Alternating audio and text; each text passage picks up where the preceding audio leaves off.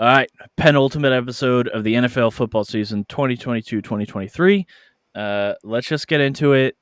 Good week of divisional round football matchups. We'll do the same thing we did last week. We'll take something away from each game, bring it forward to the next week. Some of them will be pretty obvious, some of them probably not. But let's start out. Since there's no real major headlines aside from that. First game, Jags Chiefs. Jags 20, Chiefs 27. Mike, I'll go first because this is easy for me. My biggest takeaway is obviously Patrick Mahomes isn't healthy. I don't think he's as injured as people think. That's it. That's my takeaway. The limited information I have makes me think they are over exaggerating this. Okay. I think my takeaway from this game is that I am concerned with the Chiefs' ability to stay in a close game based on the weapon set that they have this year, which is weird because I think we originally thought that might make them more dangerous, or at least I hypothesized that. But I think now that now with that game and Mahomes comes back in, he drives, MVS scores the winning touchdown, which you should think, indicates that they have the ability to score with people not named Travis Kelce when it counts. To me, I think that concern is that it was the Jaguars, and you have a lot of weapons that can do a lot of different things. But I don't nobody's Tyreek Hill, right? Or not many people are Tyreek Hill, but they don't have a guy who is a go ball getter. Maybe Kadarius Toney is that guy for them, but he's not there yet with Mahomes. And I think in this game they're going to need a guy like that, a guy who can stretch the field, a guy who is at least a credible threat to make a big play like that. MBS can be that sort of guy, but I think less consistently. So I think that's sort of my takeaway from this game is that Kansas City is going to have to methodically continue to score over and over and over again the way the conventional offenses do. Yeah, I would say maybe relying on Chad Henne, although he played great, especially coming in that first half, second half of the first half, if that makes sense. He played well, but I would argue maybe his drive won them the game. But yeah, I think, if you look at defensive schemes, the Jaguars have always done very, very bad this year about covering tight ends. So it's a no-brainer that Travis Kelce went off. I wish I knew that before I placed my bets. It'd be nice to have him for 2 touchdowns, but he did very well. I wonder if Juju Smith-Schuster is going to step up if you're looking at maybe a deep ball kind of guy. But yeah, I think you're right. I think they have had a little bit of trouble, and with Mahomes' foot, if he is gingerly walking on it, throwing on it, it could make deep balls harder. So it'll be interesting to see. Next game that Saturday was Giants-Eagles. Eagles mollywopped the Giants 38-7 on the anniversary of the same time they did that to the Vikings in the championship game to go to the Super Bowl that they eventually won. Mike, what's your takeaway for the Eagles-Giants? My takeaway was that I was right.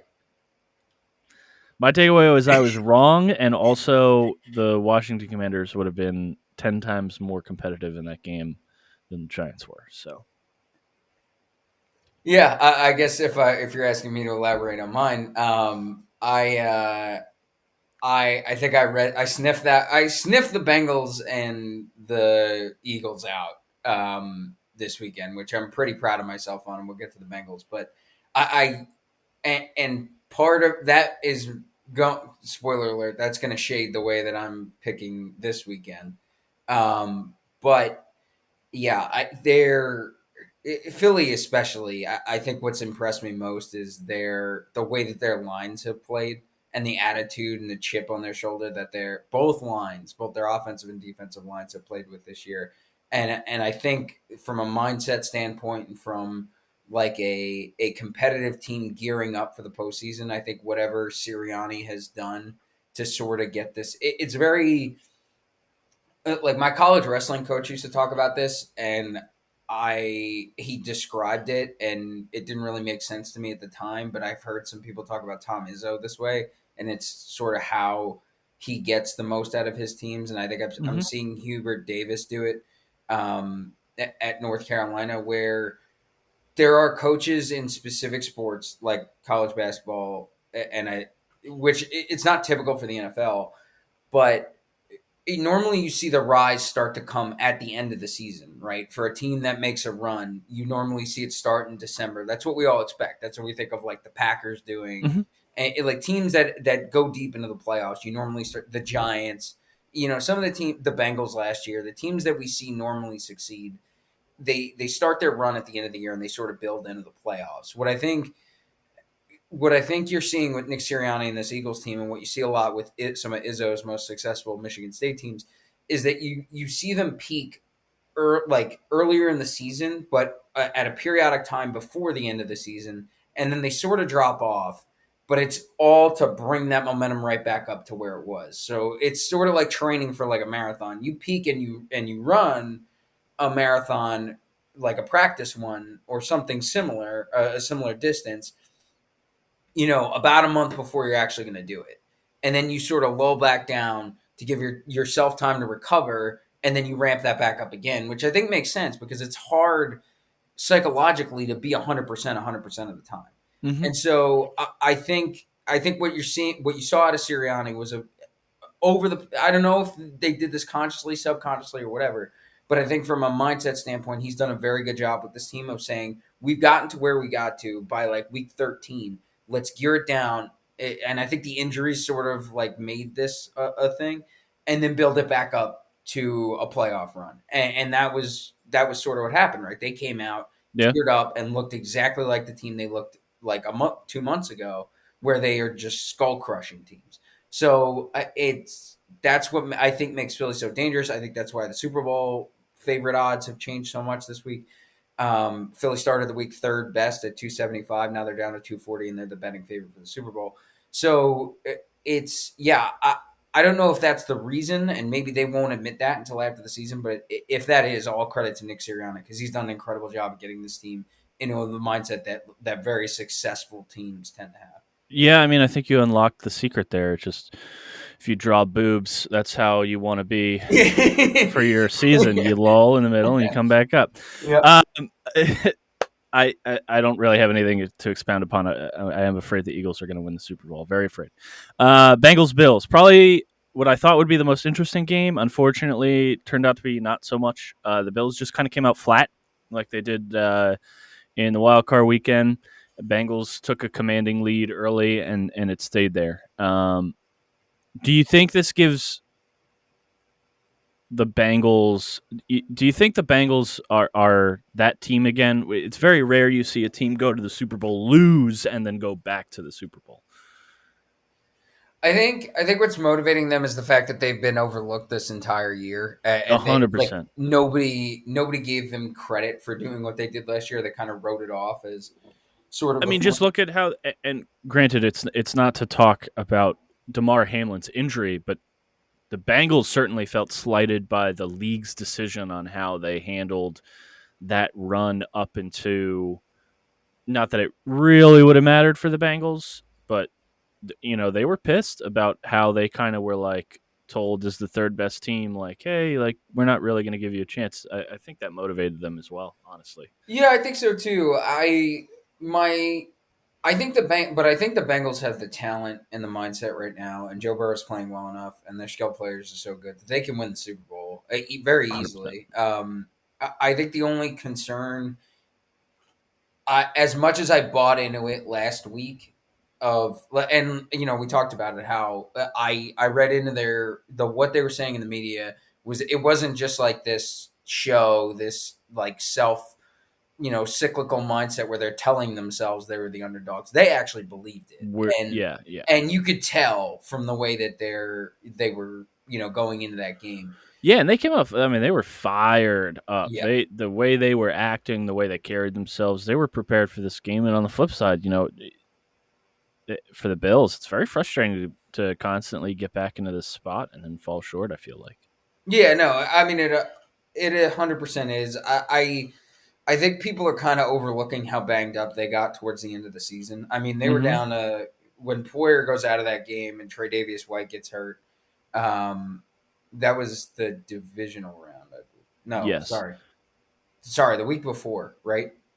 Didn't Uh, those two bump heads against you're talking about Miami? last year or the year No, this before? year. I think when they played Miami, those two ran into each other, Yes. and they were both out for a play, but Yeah, yeah, without Tre'Davious White and obviously without DeMar Hamlin and without Jordan Poyer and without Micah Hyde.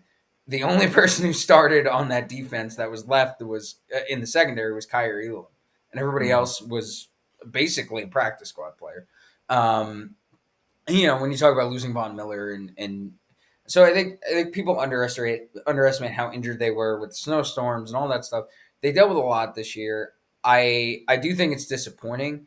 I think they need to add a couple more pieces. I think if they get healthy next year, they'll be right back in the mix. And if they Mhm. stay healthy the rest of the year, but I think to kind of pivot from them and go to the Bengals, I think my only concern with the Bengals is one was that a Herculean performance from the offensive line that can't be repeated.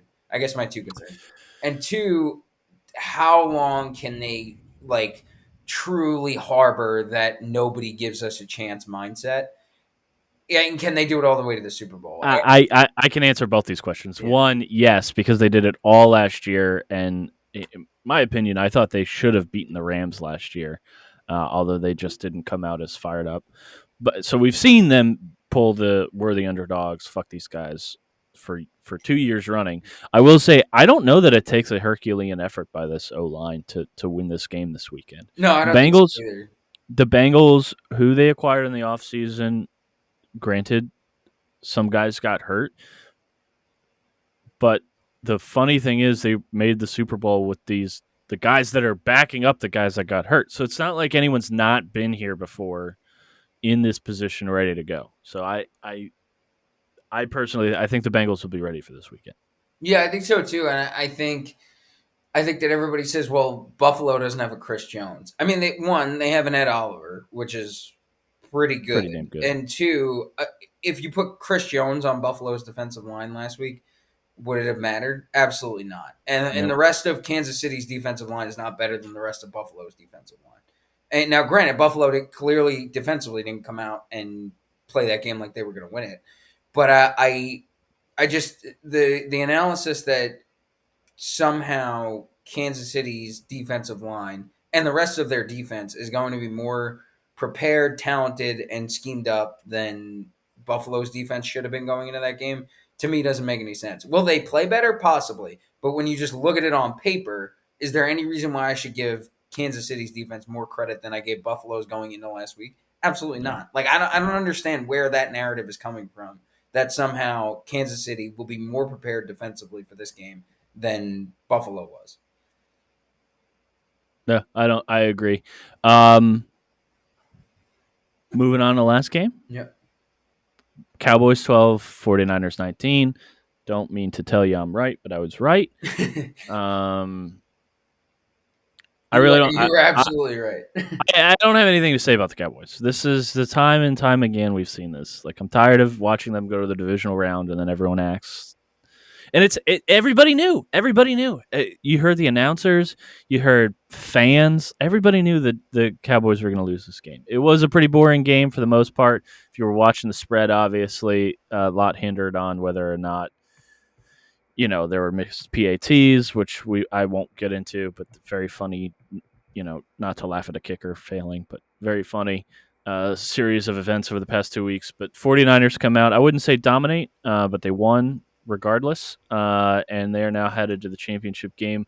I think that 49ers looked weaker than I thought they would against the Cowboys, and I'm curious as to whether they switch it up or whether they're going to struggle against the Eagles. Like, I genuinely don't know. I'm Yeah, backing the 49ers, sneak peek here, but yeah. I think that was going to be my takeaway is that it felt like San Francisco had so many opportunities to put their foot on the gas in this game, and and they didn't. as much as we laugh at Dak Prescott and the Cowboys, they could have put this game away so many times and didn't. Hmm. And I think part of that is we talked about Brock Purdy's depth of target in the first game against the Yep. Seahawks, but it to me it's kind of clear that they don't trust him to throw a go ball and make it. Yeah, they're doing the rookie quarterback thing where you Yeah. nurse him, you refuse to allow him to throw an interception out of fear that that would snowball, even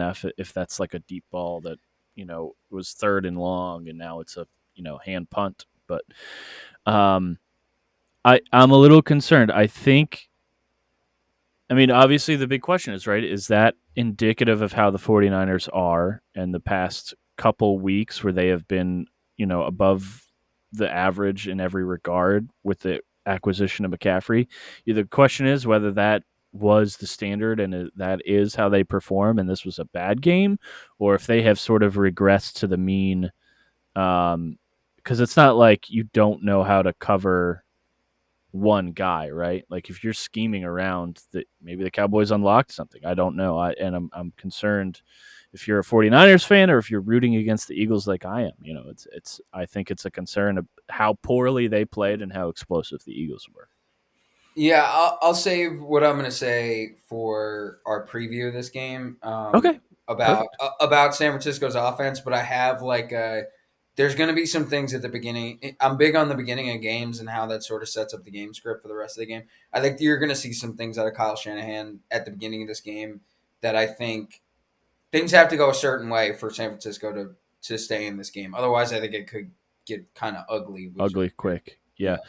All right, so let's get into it. San Francisco at Philly, 2 p.m. 42 degrees Fahrenheit, two less than p.m. a percent 2 p.m. Central. 2 p.m. Central. Sorry, 3 p.m. Eastern. 8 mile an hour winds, no rain in Lincoln Field. Over under is 60. I'm sorry, 46 and a half. We in the Big 12. 49ers, yeah, 49ers are plus 2.5, and money line is plus 125 for the 49ers. Mike, I'll let you go. I'll let you start off. Give me your rundown. Give me who you think's going to win. Give me why. So what I was going to say is that with Brock Purdy and taking shots, I think so. I would expect Philly to come out defensively and hedge on the run and force the ball into Brock Purdy's hands, and they have the line to do it. Now they Yeah. haven't been the run defense has not been their strongest part of this team this year. They're like 3 sacks away from beating the or setting the NFL record for the season, which is like remarkable because it's something nobody talks about for Philly's defense. But I think if San Francisco can find run game success early, they're going to stick with it. So I think Mm-hmm. Philly's going to commit enough people to the box that they're not going to let them generate momentum. That's going to be priority one. Don't let them generate momentum running the football. Easier said than done against a Kyle Shanahan offense that's very used to running the football and has the offensive and the horses to do it, the offensive line and the horses to do it. This is going to be a really physical game. But what I think you're going to see early is they're going to take some shots and play action with Brock Purdy at the beginning of this game. I think at least one, they're going to take at least one deep ball shot on both of their first two possessions, and they have to hit one of them. I think it's so important that San Francisco hits a deep ball in the first two drives of this game to at least prove to Brock Purdy to himself that he can do it, and to prove to Philly's defense that he can do it. And if they don't, I think that's where this game could get out of control. If Brock Purdy can't generate momentum moving the ball offensively, and they don't hit one of those deep shots early on, and by deep shots I mean 20 yards plus. And we're not talking about go ball end zone. Yeah. So Deep post. I mean, anything beyond 10, 15 is usually considered very good. Yeah, like whatever the analytics nerds use as an explosive play metric. Call it that, right? So that San Francisco is going to have to do that to keep Philly's defense honest. I think if they do that, this quickly turns into a game. I think if not, and Philly gets going offensively, which is also easier said than done against San Francisco's defense, but it really does come down to to me, which offense do you trust to move the ball when they need a score in this game? And to me, because Jalen Hurts is so dynamic with his legs, and because Philly has so many different they're not all as talented as San Francisco's pieces, but the guy getting him the ball and the multitude of options they have, sort of like Kansas City's offense or what we thought it would be, where you don't know who's going to get the ball on any given play, lends itself to Philly being the more effective team moving the ball. And ultimately, I think this game could be a close game. I think Philly could blow this game out. I don't see a world where San Francisco affirmatively dominates this game. I don't see that happening. And so I'm taking Philly minus 2.5. I also took Philly at the beginning of the week plus 275 to win the Super Bowl. That is purely because I think Philly wins this game in somewhat convincing fashion, and I think they're going to be a Super Bowl favorite next week. That's why I took them now. When I drove to Virginia and I bet legally, and then when I put these picks in this weekend when I drove to Virginia. When I say that, Virginia is not far from here. I'm in Raleigh, Virginia. Flying from Cali. Yeah, this isn't like I'm crossing multiple state lines to place legal wagers. Virginia's right there. It's an hour away. Smuggle cigarettes somehow. Yeah. So just to clarify, in case anybody thinks I'm gambling illegally, so Philly minus 2.5. I don't hate it. I've got Philly plus 275 to win the Super Bowl, and I'm going to take the over here only because I truly do think both of these games go under. I'm more confident that Kansas City and Cincinnati goes under. So I'm going to, and I don't think but I also don't think they both do. So I'm going to take Philly, San Francisco over 46.5. I think this ends up, I think Philly might get close to 30. San Francisco may keep this close. I may look like an idiot for taking this over, but I'm going to take Philly, San Francisco over 46.5. So those are my three plays here. Obviously, nobody else can play the Super Bowl future that I took, but I do think Philly wins this game. I think they win it by at least a field goal. I think the only direction you go from there is Philly wins by more points. I have a tough time seeing San Francisco finding a way with a rookie quarterback to pull this out in Philly. I think Philly moves to the Super Bowl. I don't inherently see the Eagles winning this. I agree with you. I'm going to go with the over here. I think both teams will score. If you look at the game plan to beat the Eagles, it lends itself to the play style of the 49ers. I'm not saying they're going to win, but my bet, aside from the over, is money line on the 49ers. Here's why. The only team to truly beat the Eagles without an injured Jalen Hurts, who didn't play, was Washington. Washington ran the ball like crazy. They controlled the clock. They played good defense, and they stifled the Philadelphia offense. And they stifled it by forcing them to make mistakes, and they stifled it by keeping them off the field. If there's a team in the National Football League in the NFC East, or in the NFC rather, that can do that, it is the San Francisco 49ers. Their run game is spectacular, right? They are going to be going against a good defensive line, but Washington's offensive line was not impeccable, and they got 200 yards almost on the ground in that win. 152. I'm looking at the stats right now, but keep going. McCaffrey can run the ball. He's the best running back in the game when he's healthy, and he is healthy because they haven't used him like Carolina did for all those years that got him hurt. I think if Brock Purdy doesn't make mistakes, and he's shown he's capable of not making mistakes, I think Kyle Shanahan knows there is a game plan out there because he's seen it that works, and I think the 49ers will do a nice combination of heavy run sets followed by, 10, 15-yard passes at most, keep Purdy comfortable, be a game manager, right? I think there is a significant possibility that the 49ers come out and shock the Eagles. I will say, I agree with you. The first, 30 plays, the first really 15 that each team is going to schedule on offense will determine, in my mind, whether or not San Francisco has a shot to win. I really do think they have a good opportunity to win. I think the Eagles have been riding high on themselves for a very long time. I do believe that teams sort of regress to the mean, and the only time we saw that with the Eagles was that Washington loss. If you completely discount, beating a non-Jalen Hurts led team, which I don't. They played well in those games, and those teams deserve those wins, right? But at the end of the day, if you're going to beat the Eagles, the roster of the 49ers is probably most built to do that based on the game plan that you would need to have to beat them in my mind. So I'm going with the 49ers here. I also like the over. I don't see how these two teams score under 46 points. The Eagles have done it themselves 8 or 9 times this season. If you consider that they don't hold the 49ers to literally 0 points, I think it'll be very hard for these two teams not to hit the over on this.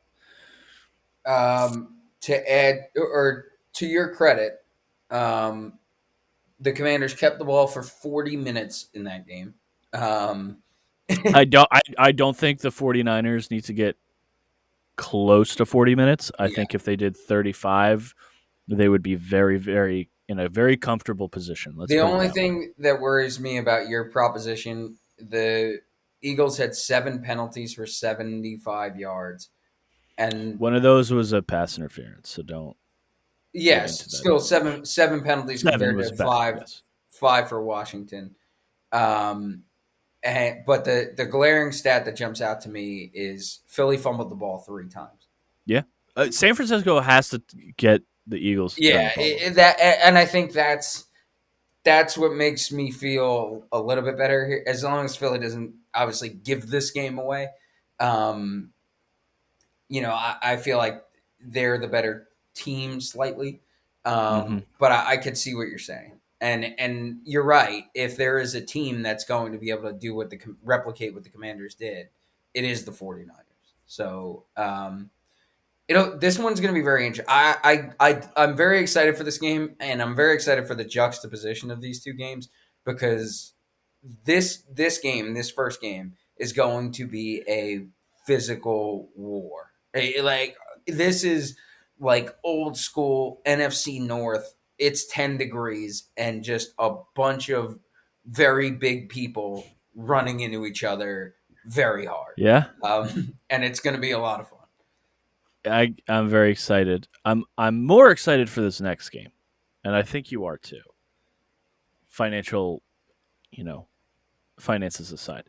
Bengals at Kansas City. Kickoff is 6:30 Eastern, 5:30 Central.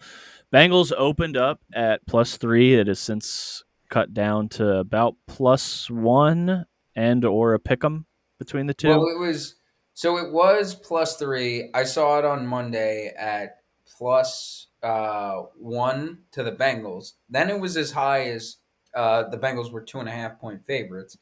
And now Kansas City is back to a 1-point favorite. So really, what this tells me is nobody, not even Vegas, knows how healthy Mahomes is.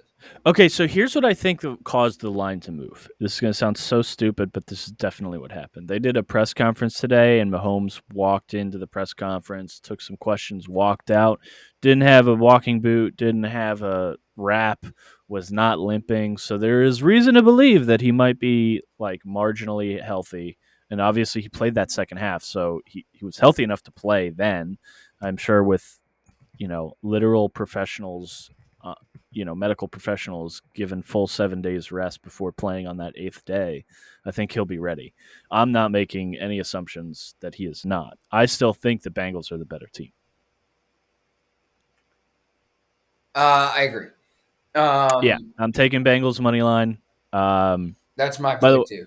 So we can talk about this in conjunction. I also think the under, just because it's a little high. Yep. We're on the same. We are on the exact same sides of this game. I might tease it down, but I like Bengals money line. I'll go first here. So I think the Bengals. I think Joe. I genuinely think there's something special about Joe Burrow. I've never hit that. Don't intend to for the rest of my life. He is my favorite quarterback. I also think there's something very special about the way he plays in the playoffs. He has that Tom Brady, I will do fucking anything to win this game kind of mentality in my mind. He has shown and proven he is a capable leader in the playoffs. They have been back to this point. I cannot personally recall the last time a team lost in the Super Bowl and then went back to the Super Bowl. So I'd love to see the Bengals do it. I'd love to see the Bengals win. The only thing that comes to mind is the Seahawks, but they won their first one and then lost that second one. Yeah, the only one that comes to my mind, I think the Broncos in '96. I would have been 3 years old. So Yeah, well, this was when I was in like kindergarten. I'll look it up. Keep going. anyway, so I like the Bengals. I think they've improved on their offensive line. This is a rematch, and the Bengals have better personnel from last year, and the Chiefs have worse personnel from last year. So just by that metric, the fact that you can get an even money line with the Bengals is Oh, surprising to me. Add in the fact that Patrick Mahomes may not be uninjured, right? And that just sweetens the deal for me. I love the Bengals in this game. Bengals money line. the last time it happened was 2019. Was the Patriots? Uh, They beat the Rams coming off the loss to Philly. how did I forget? Oh well, Patriots. I just kind of forgot. Yeah, they all just sort of blur together with the Patriots. Yeah, that's very frustrating. That's how I refer to 6 Super Bowl wins. Is just blurring together. Anyway, I am trying to find the one that I was thinking of. It was actually the inverse. Green Bay won the Super Bowl in '97. That was the Desmond Howard and Super then Bowl, lost the and following then year. lost the following year in '98 Yeah, that's much more common. to Denver. Yeah. Well, let's see if the Bengals are the only team to do it aside from the Patriots in the past 30 years. Um, Mike, I'll let you go. Sorry, I keep Oh cutting you. I'll no, let you go. well, I think it's the same thing. I think Cincinnati's a better team. I think what's going to be really interesting to watch is Cincinnati, and I think we saw this in the second half of the AFC Championship game last year. But Cincinnati has so many different guys they can throw at Travis Kelsey that Mm-hmm. the Jaguars didn't. Uh, Logan And they're Wilson, all healthy. yeah, Logan Wilson's a really good middle linebacker. Sam Hubbard is obviously a incredible athlete. Jesse Bates is a great safety. They can throw Eli Apple at him if they want to, just to talk shit and sort of mix it up. But they have different options um, in covering Travis Kelsey. And I think if you can't take Kelsey completely away, but if you focus the defensive scheme around Kelsey and force Mahomes in this situation to play to the edges, I don't think with his injury, I don't think that's going to be um, very conducive to him succeeding. I think the other thing too is Cincinnati is really good at rushing the passer up the middle, which is going to force Mahomes to move off his spot. Naturally, that's not going to be easy to do when one of your ankles doesn't work. Um, Yeah, so yeah. I think there's multiple paths to Cincinnati really creating problems for Mahomes in this game, given his injury. Now, offensively, I think it comes down to the same thing that you said. Joe Burrow just it's I don't even think it's Brady ish. It's something I've never really seen before because Brady's Brady when There you was a timidness in those first couple well, but I think runs. what you think of with Brady is like his ability to come from behind and how the game's not really over and how Right. he makes in-game adjustments to sort of make things happen and win games. And he's his it's his confidence that he's going to be able to do it, but it's Yeah, not he's the so. greatest offensive scheming and play caller behind Yeah, center but of it's all not time. so. I guess that what I'm trying to say is it's not so attached to his personality. It's more just a force of how he's won, so many championships. I think Burrow, it's this overwhelming sense of confidence that is so infectious and so implanted on his team that it is what makes it so different because it feels like it doesn't even feel like because the Patriots were the Patriots. They had defenses, they had playmakers, they were a great team with a great quarterback. But it feels like the Bengals to a point have just are just one big Joe Burrow. at this. Yeah, I mean, dude, you heard it in his presser. He's going into a divisional round of the playoff game, and a reporter asked him, like, is this the window? He's like, the window is when I'm playing. It's like, Yeah, oh man, like that is and but it to just say that to the media, knowing that you could get cooked, and just having the utmost confidence saying that shit. yeah, and I mean I everybody's seen it at this point, but the slow mo video of him Of him throwing the ball and then throwing spinning the around. post in warm ups was just like, I don't know what the kids are calling drip, but that was drip. that was Joe Swagger. Burrow just in his bag, like, and to throw the beat over it, like it's just like, that's the difference. It's those things that Joe Burrow does that you're just like, this guy, there's something about him specifically, not the way that he wins, not the way that he comes back. It is just this infectious swagger and self-assuredness that seems to have permeated through this entire team, that before he showed up was the laughing stock of the league, and all he did was walk through the door, and you look at the Bengals completely differently. It's Yeah. it's just such an incredible transformation out of a single person, that because Brady wasn't that. Like, Brady only came in because the Jets knocked, of course it was the Jets, knocked Drew Bledsoe out of the game, and they won that first championship largely on defense. And then as Brady got confident, he became who he became. But Joe Burrow has had that from the instant he walked in the door, and it's so insane. Yeah, so it's hard to see right now a way that Joe Burrow goes into Kansas City, and unless he gets injured, Or lays an egg it just somehow. doesn't. But there is no laying an egg. Like, he is going to keep this Not team. in the playoffs. I will caution us from getting overexcited about him. He had some very bad games early in the last season and early in this season. Yeah, There but are it's moments just, of vulnerability. there is just no. There is. It just doesn't seem conceivable that Joe Burrow goes into this game and doesn't get the Bengals over this hump again. I would agree with you, and certainly I'm picking that way. Yeah. 100%. So yeah, I took the Bengals money line earlier in the week at -106. Right now I see it at -101. Take it at whatever you got it at now. Somehow, some way, Cincinnati finds a way to win this game. Right. And even if they don't win, it'll be the closest. I think it'll be a very, very close game. I don't see this being a blowout. I don't see this being a 2-score game on either side of the ball at almost any point. So it should be a fun one. Let's hope it lives up to the hype. That has been our show. Like and subscribe. We probably are not doing an episode next week because there is a bye week before the Super Bowl, as we all probably know. You want to talk Pro Bowl? I could fuck around and talk Pro Bowl, but I'm not going to sit here. No.